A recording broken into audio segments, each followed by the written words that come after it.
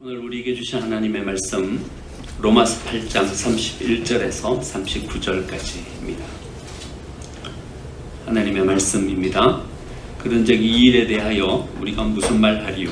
만일 하나님이 우리를 위하시면 누가 우리를 대적하리요? 자기 아들을 아끼지 아니하시고 우리 모든 사람을 위하여 내주시니까 어찌 그 아들과 함께 모든 것을 우리에게 주시지 아니하겠느냐? 누가 능히 하나님께서 택하신 자들을 고발하리요? 의롭다 하시는 이는 하나님이시니 누가 정죄하리요?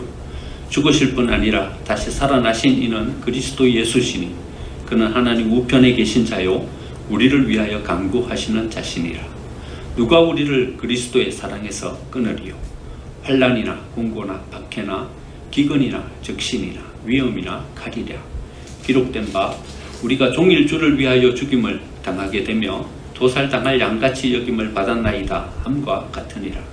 그러나 이 모든 일에 우리를 사랑하시는 이로 말미암아 우리가 넉넉히 이기느니라. 내가 확신하노니 사망이나 생명이나 천사들이나 권세자들이나 현재의 일이나 장래의 일이나 능력이나 높음이나 깊음이나 다른 어떤 피조물이라도 우리를 우리 주 그리스도 예수 안에 있는 하나님의 사랑에서 끊을 수 없으리라. 아멘. 여기 계신 분들과 함께 인사 나누겠습니다. 은혜의 자리에 잘 오셨습니다.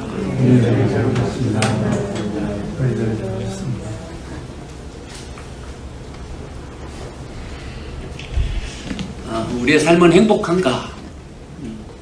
우리의 신앙은 행복한가? 어떻게 하면 우리가 좀 더 행복한 삶을 살 수 있을까? 이 주제 가지고 우리 8월 한 달 한번 생각해 보고 있습니다. 여러분 행복하십니까? 행복한 분들은 몇 안 되시는 것 같아요. 어떤 면을 보면 그래도 괜찮다 싶고요.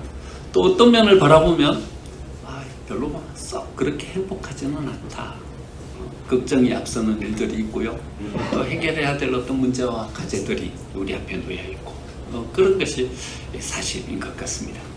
초등학교 4학년에서 고3 학생들까지요.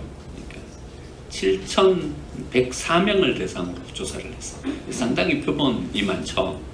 거의 7,100명. 놀라운 것은요. 청소년들 가운데 7명 중 1명이 나 인생 그만 살고 싶다. 이런 마음을 느꼈다는 거예요. 우리 집 너무 힘들다. 엄마 아빠 나 너무 힘들게 한다. 가출해버리고 싶다. 이런 마음을 느꼈다는 거예요. 주관적 행복지수 OECD 36개국 가운데요. 우리 청소년 아이들의 행복지수가 제일 낮아요. 나는 별로 행복하지 않다. 이렇게 생각하고 있는 거죠. 에릭 엘릭슨이라는 사람이요. 우리 인생을 6단계로 발달 과정으로 나누었어요. 12세에서 18세까지 이 청소년의 기간 동안 뭐가 형성되냐 하면 우리 자아 정체감이 형성된다. 내가 어떤 사람인지 그것이 요 시기 동안에 이렇게 정해진다는 것이죠. 그런데 이렇게 중요한 시기를 보내고 있는 아이들이 직면하는 현실은 어떤 현실인가 하면요. 자아 정체감이고 뭐고 이런 것은 관심도 없어요. 어디에만 관심이 있냐 하면요. 열심히 공부해라. 좋은 대학 들어가라. 좋은 직장 가지고 인생 성공해라. 여기에만 온통 초점 맞춘 이야기들을 듣는다는 것이죠. 경쟁을 너무 이런 나이에 배우다 보니까는요. 좌절을 너무 일찍 체험하게 되는 거예요. 우리의 인생을 너무 빨리 포기해버리는 거예요. 아직 다 자라지도 않았는데 말이죠. 내 속에 있는 능력을 다 발휘할 시간이 되지도 않았는데 이미 우리는 포기하는 것부터 먼저 배웁니다. 고등학생들 가운데요. 4분의 3이 수학을 포기했대요. 여러분 4분의 3이라는 숫자는 엄청난 숫자이죠. 4분의 3이 수학을 포기한 거예요. 아직 다 자라지도 않았어요. 미성년자예요.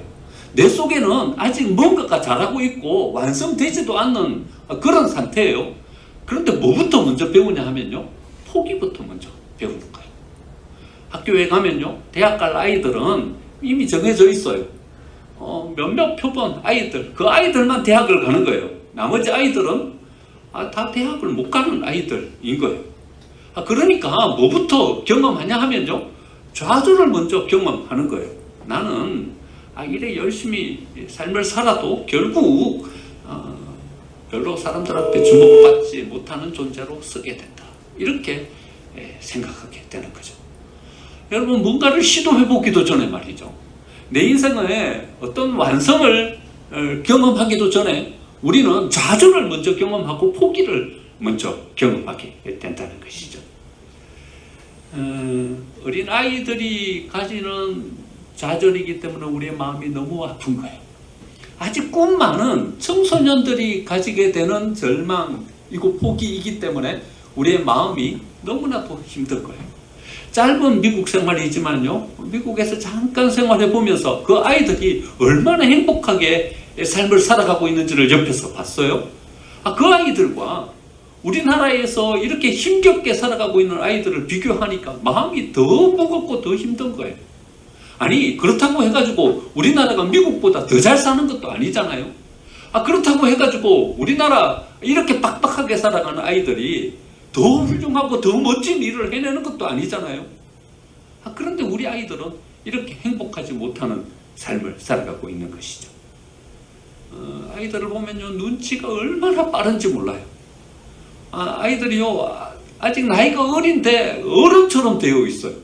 생각하는 것들이요, 벌써 이 세상 다 산 것처럼 그렇게 생각하고 그렇게 말하는 것을 보는 거예요. 아이들이 벌써 다 자랐구나, 이런 마음이 드는 것이 아니라 측은한 마음이 드는 거예요. 너무 경쟁에 내몰리다 보니까, 너무 힘든 삶을 살아가다 보니까 애의 어른이 돼버린 거죠. 여러분, 경쟁하는 곳에 만족이 있습니까? 경쟁하는 곳에는 만족이 없습니다. 만족이 없는 삶이 행복해질 수 있습니까? 행복해질 수가 없는 거예요. 그러니까 우리 아이들의 행복 지수가요, OECD 36개국 가운데 꼴찌인 거죠. 여러분, 청소년들 뿐입니까? 여러분, 직장 생활하면서 우리는 행복합니까? 직장 생활하는 직장인들도 행복하지 않아요. 우리의 사고 구조가 그래 돼버렸어요. 이미 우리의 자아 적체감이 경쟁이라는 이 구도 속에서 살아가는 이 삶으로 우리의 삶이 그렇게 돼버린 거죠. 그러니까 직장 들어가서도요, 이제 만족스럽게 행복을 추구하며 살아가는 것이 아니라 경쟁하는 삶을 사는 거예요. 기업은요, 기업 또한 다른 옆에 있는 다른 기업들보다도 우리 이 기업이 더 나은 기업이 되려고 경쟁하는 이런 사고 구조가 돼버리는 거죠. 모든 사람들이 경쟁하면서 그렇게 살다 보니까는요, 우리는 그렇게 썩 행복하지 않은 그런 삶으로 전락해버리고 말았던 것입니다. 사모님, 저 밖에 한번 가봐요. 경쟁하는 삶을 통해서는 결코 행복하지 않은 그런 삶을 우리가 살아가게 되는 것입니다. 근데 더 안타까운 것은요, 이런 사고 구조가 우리 교회 안에까지 들어온 거예요. 교회 안에까지 들어와가지고요, 교회가 상품화되고요, 성도가 소비자가 돼버리고 마는 거예요. 목사가 성도를 볼 때요, 성도가 양이 아니라 소비자로 보이기 시작하면요, 그것은 교회가 허물어지고 있다는 증거예요. 여러분, 교회의 성도를요, 목사가 소비자로 보라고 하는 요구가 얼마나 빗발치는지 몰라요. 여러분, 여기에서 저를 포기하지 않으려고요, 저는요, 씨름을 하는 거예요. 어떨 때는 싸움을 하는 거예요. 성도들을 여러분, 소비자로 보면 이게 목회입니까? 이건 목회가 아닌 거죠. 더 이상 이것은 교회가 아닌 거죠. 그러니까 여기에서 저의 자리를 놓치지 않으려고 씨름하면서 나아가는 거죠. 기업에서 제품을 만드는 사람들처럼요, 팔릴 것 같은, 성도들이 좋아할 것 같은 사업들, 그런 이야기들을 앞에서 하는 거예요. 사람이 초점이 되는 것이 아니라 소비자가 초점이 돼버리는 거예요. 하나님의 영광이 관심이 아니라 성도들이 얼마나 좋아할지가 관심이 되는 거예요. 하나님께 영광이 되는 찬송을 부르는 것이 아니라 성도들이 좋아할 만한 찬양을 선곡해서 찬양하는 거예요. 예배가 아니라 쇼가 되어버리고 있는 것입니다. 그런데 성도들도요, 이걸 별로 싫어하는 것 같지가 않아요. 괜찮게 그렇게 여기고 있는 거예요. 교회가 점점 세속화되고 있어요. 성도들은요, 교회를 쇼핑해요. 여러분, 교회를 바라보면서요, 성도들은요, 자기한테 맞는 교회를 찾아다니는 거예요. 그렇죠?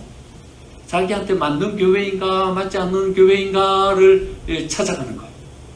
여러분, 교회를 쇼핑하는 거죠. 하나님이 사명을 주신 교회를 찾아가는 것이 아니라 하나님께서 여기 속에서 나를 통해서 이루어 가시려고 하는 하나님의 사명이 어디 있는가, 그것을 찾아가는 교회가 아니라 내가 만족스러울 만한 그런 교회를 쇼핑하는 것이죠. 교회 신앙생활이 행복하지 않는 이유는요, 교회가 세상의 마켓 원리를 따르고 있기 때문에 그래요. 기업에서 물건 만들어서 물건 팔아먹듯이 말입니다.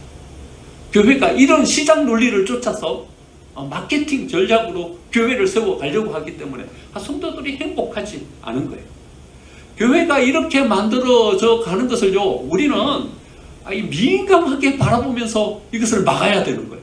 교회가 이렇게 되지 않도록 우리는 안테나를 이렇게 높게 세우고서 교회를 지켜갈 수 있어야 한다는 것이죠.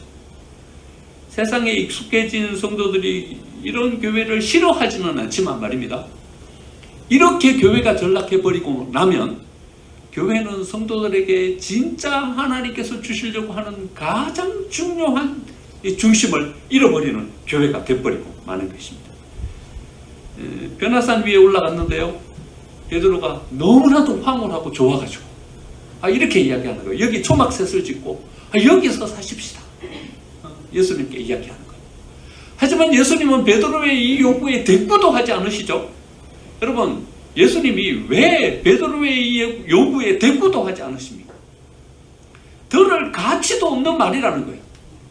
하나의 반응할 만한 어떤 그런 가치 있는 말이 아니라는 거예요. 여러분, 베드로처럼 우리도 이렇게 신앙생활하고 있지는 않습니까? 교회가 변화산이에요. 여기에서 내가 만족스럽게, 여기에서 내가 영광스럽게, 여기에서 내가 존귀하게 세워지면 그것으로 그만이, 그것으로 좋은 그런 신앙으로 세속화되어 가고 있지 않습니까? 여러분, 영광스러운 자리에 서면 그것은 영적이고 좋은 것입니까? 아니요. 이렇게 생각하고 있는 이것이 세속화된 것입니다.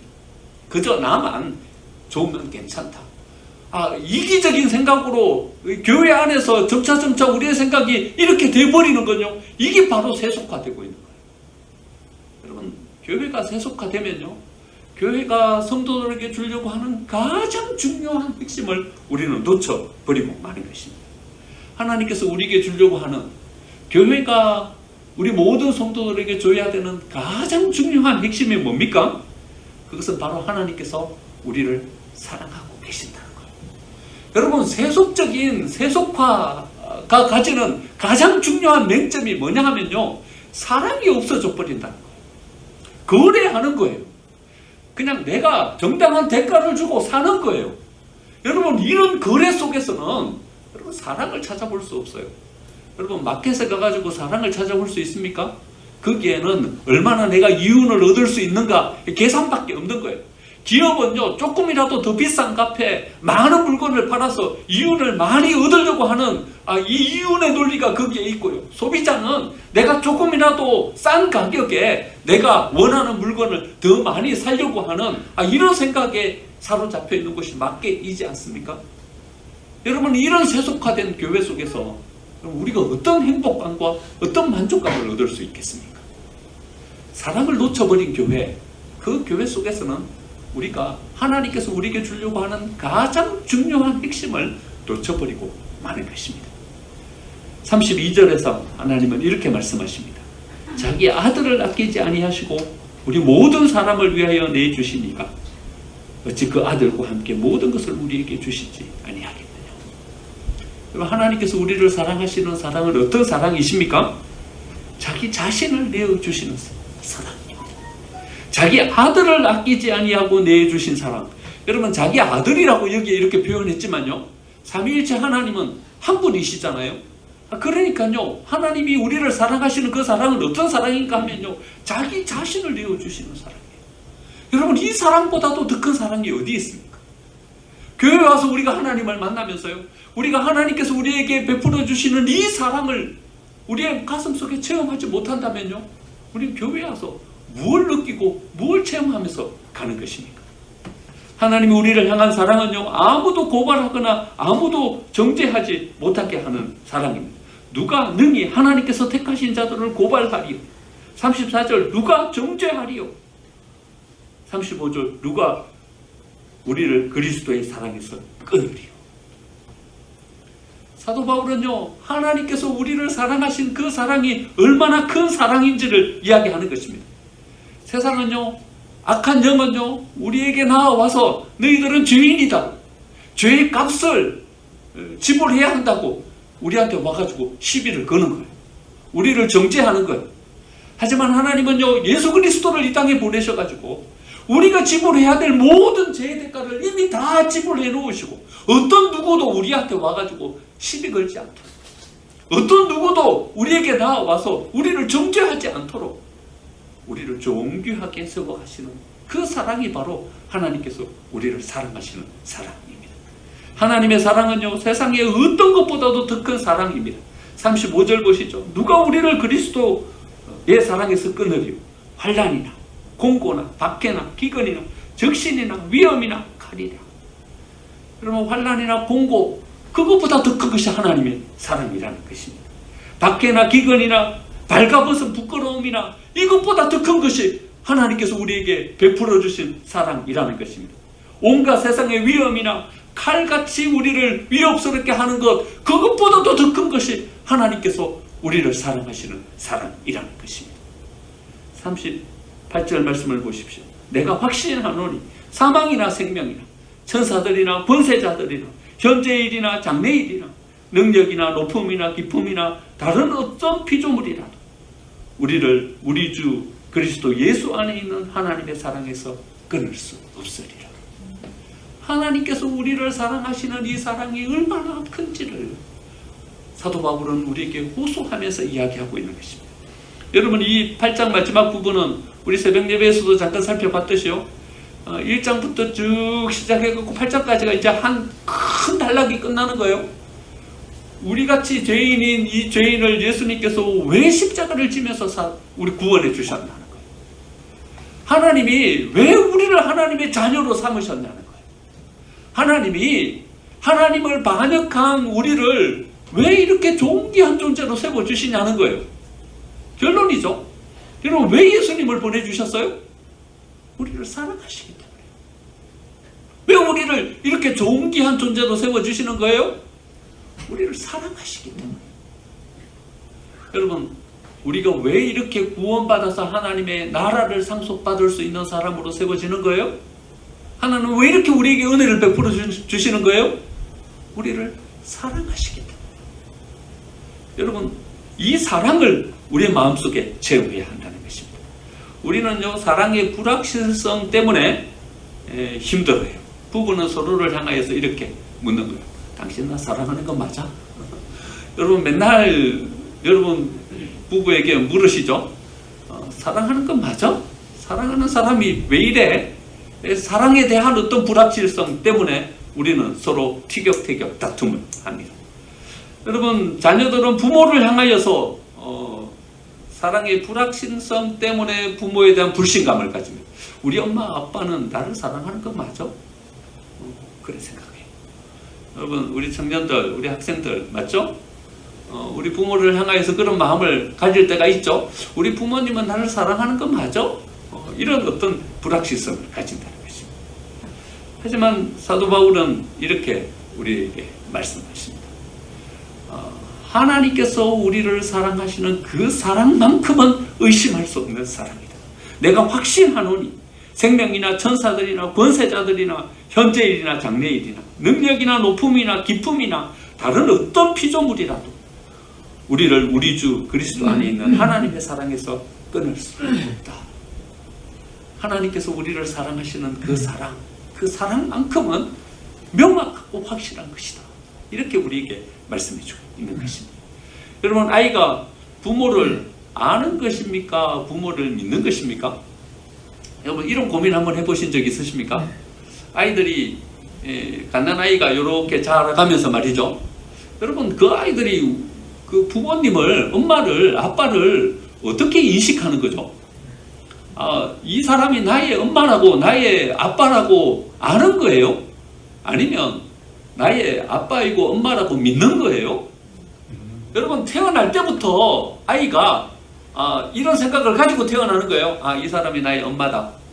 아는 거예요? 이 사람이 나의 아빠다. 아는 거예요? 아는 것이 아니라 어떤 사람이 나한테 지극정성으로 잘해주는 거예요. 배고프다고 응애 울면 먹을 것을 주고요. 좀 불편하고 자리가 불편하다고 신호를 주면 금방 기저귀 갈아주고요. 조금 열이 나면요, 금방 병원 데리고 가가지고 나를 지극정성으로 보살펴 주는 거예요. 이 사람이 누구지? 누군데 나에게 이렇게 정성을 기울여서 사랑해주고 보살펴주고 하는 거지? 그 사랑이요, 그 속에 축적되고 축적되고 축적되면서요, 이렇게 믿는 거예요. 이 사람이 나의 엄마이구나 믿는 거예요. 이 사람이 나의 아빠이구나 믿는 거예요. 여러분, 우리가 부모인 것을 아이들이 아는 것이 아니라 우리가 그들을 사랑해준 사랑이 그들 마음 가운데 축적되고 축적되면서 그들은 우리가 부모인 줄 믿고 우리를 따라오는 것입니다. 여러분, 하나님의 사랑을 어떻게 체험하시고 어떻게 느끼십니까? 여러분, 사랑이 확실하게 우리의 마음 가운데 자리 잡으면서요, 하나님의 사랑을 우리가 축적하고 축적하면서요, 그 하나님을 믿게 되는 것이죠. 여러분, 하나님을 어떻게 믿으세요? 이렇게 믿지 않으세요? 부모님이 믿으라고 하니까. 그래가지고 여러분 하나님 믿게 된 거 아니에요? 믿어야 구원을 받는다고 하니까. 그래서 하나님을 믿고 나오는 거 아니에요? 여러분, 이런 믿음은 뿌리가 없는 믿음인 거예요. 여러분, 기초가 세워지지 않은 믿음인 거예요. 그래서 흔들흔들 하는 거예요. 조금 바람이 불면요, 흔들 하는 것이고요. 조금 어려움이 오면요, 갈팡질팡 하는 것이고요. 여러분, 외부에서 오는 다른 어떤 강요에 의해서 내가 믿으니까 말이죠. 믿어야 된다고 하니까, 그래서 믿었으니까 말이죠. 믿어야 구원을 얻는다고 하니까, 구원을 얻으려고, 그래서 믿었으니까 말이죠. 이게 명확하지 않으면 내 이 믿음이 휘청 흔들려 버리고 마는 거예요. 여러분, 하나님을 믿는 믿음은 이래서 생기는 것이 아니라요, 하나님이 그 사랑이 느껴지니까, 나를 사랑하신 그 사랑이 얼마나 큰 것인지 또 내가 체험하게 되니까요. 이 체험이 내 속에 축적되고 이 사랑의 느낌이 반복되면서 그 하나님에 대한 믿음이 생기게 되는 것이죠. 여러분, 성경에 하나님께서 우리에게 믿음을 선물로 주신다 이렇게 말씀하고 계시죠. 여러분, 믿음은 하나님의 선물이다. 그래서 하나님께서 우리에게 믿음을 선물로 주셨기 때문에 우리가 하나님을 믿게 된다 이렇게 알고 있어요. 그런데요, 하나님은요, 우리에게 믿음을 주시지 않으세요. 하나님이 여러분들에게 믿음을 주셨어요? 하나님 우리에게 믿음을 주시지 않으세요. 뭘 주시냐 하면요, 하나님 우리에게 사랑을 주시는 거예요. 그 사랑이 우리 속에 축적되고 축적되면서 그 사랑을 주시는 하나님을 우리가 믿는 거예요. 그래서 믿음은 하나님의 선물인 거예요. 믿음을 선물로 주시는 것이 아니라 하나님은 사랑을 우리에게 주시는 거예요. 그 사랑이 느껴지니까요, 그 사랑이 얼마나 위대한지 우리가 체험하게 되니까는요, 그 하나님을 신뢰하고 따라가게 되는 것이죠. 그 하나님을 믿으면요, 우리는 존귀한 존재로 세워지게 되는 것입니다. 여러분, 하나님의 사랑에 대해서 여러분 헷갈리고 하나님의 사랑에 대해서 확신이 없으세요? 오늘 31절에서 39절 말씀을 외우세요. 여러분, 상당히 이 본문의 말씀을 외우시는 분들이 상당히 많아요. 여러분, 하나님의 사랑을요, 우리가 이 본문 말씀을 통해서 명확하게 알 수 있게 되는 것입니다. 여러분, 외우지 못하더라도요, 오늘 기회가 됐으니까 한번 같이 읽어보기라도 한번 해보시죠. 한번 성경을 펴고 32절부터 한번 보시죠. 32절 다 같이 읽겠습니다. 시작. 자기 아들을 아끼지 아니하시고 우리 모든 사람을 위하여 내주시니까 어찌 그 아들과 함께 모든 것을 우리에게 주시지. 35절. 누가 우리를 그리스도의 사랑에서 끊으리요? 환난이나 궁고나 박해나 기근이나 적신이나 위험이나 하리라. 37절요. 그러나 이 모든 일에 우리를 사랑하시는 이로 말미암아 우리가 넉넉히 이기느니라. 사랑받을 때요, 우리는 자존감을 가지고 서게 되는 것입니다. 자존감은 자신감하고는 다르죠. 자신감은요, 자기 스스로 생각하는 거예요. 아, 내가 어떤 일을 해내기 위해서 자신감을 가지고 서야지. 그래야 내가 이 일을 할 수 있으니까. 자기 스스로의 주문이에요. 그래서 그 일을 하기 위해서 내가 자신감을 가지고 나는 할 수 있다. 어떤 확신을 가지고 서는 거예요. 근데 자존감은요, 자기 속에서 생기는 것이 아니라요, 거울에 비춰진 자기의 모습을 보고서 자기가 가지는 거예요. 여러분, 어떤 거울요? 부모라는 거울요. 부모라는 거울에 자기가 비치는 거예요. 부모라는 거울에 비친 자기의 모습을 보고서 자존감을 가지는 거예요. 아, 나는 이렇게 괜찮은 사람이구나. 하나님이라는 거울에 비춰진 자기의 모습을 발견하고서는 자존감을 가지는 거예요. 아, 하나님께서 이렇게 나를 사랑하셨구나. 자존감을 가지게 되는 거예요. 우리가 자존감을 가지면요, 우리는 비로소 다른 사람을 자존감 있는 사람으로 세워갈 수 있게 되는 것입니다. 여러분, 자녀에게 뭘 요구하기에만 너무 급급해하고 계시지는 않으십니까? 네가 내 자녀가 되려면 이거는 해야 돼. 네가 내 아들이 되려면 이 정도는 갖추어야 돼. 여러분, 우리가 자녀들에게 너무 이런 요구들만 하고 있지는 않습니까? 오히려 자녀들에게 어떤 자존감을 세워주는 사람으로 한번 써보십시오. 그러면요, 자녀들이 그 모든 것을 이룰 수 있는 힘을 가지고 거기 서게 되는 것입니다. 너희는 이 정도의 믿음은 가지고 서야 돼.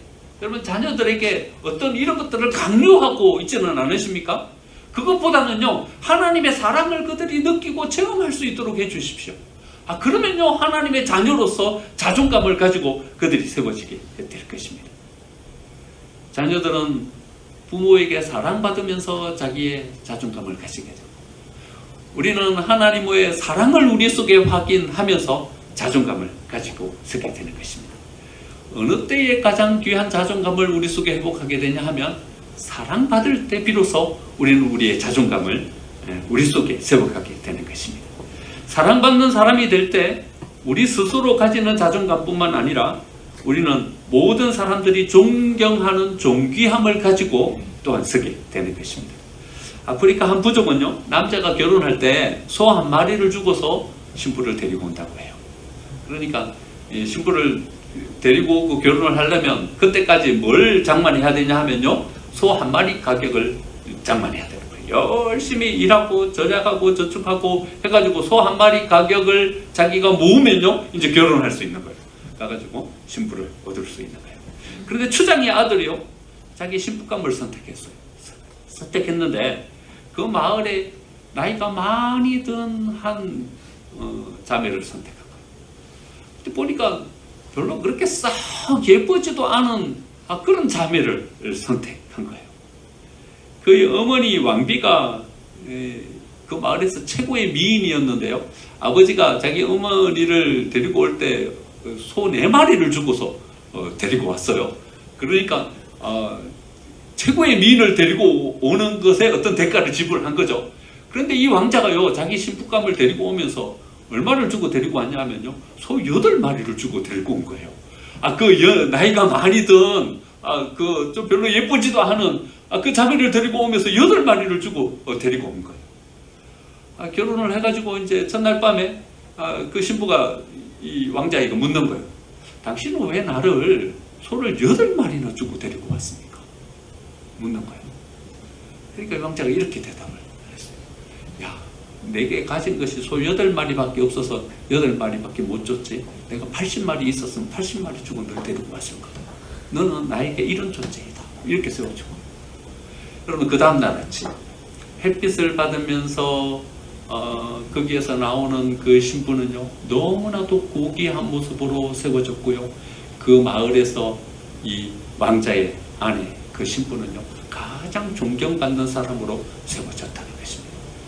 여러분, 존귀함이라는 것은요, 내 속에서 생기는 것이 아니라요, 다른 사람이 그 사람을 존중해 줄 때 내 속에서 존귀함이 생기는 거예요.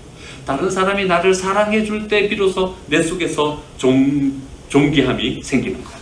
여러분, 우리가 존귀해서 하나님의 자녀가 된 게 아니에요. 하나님의 자녀가 되어서 우리가 존귀해진 거예요.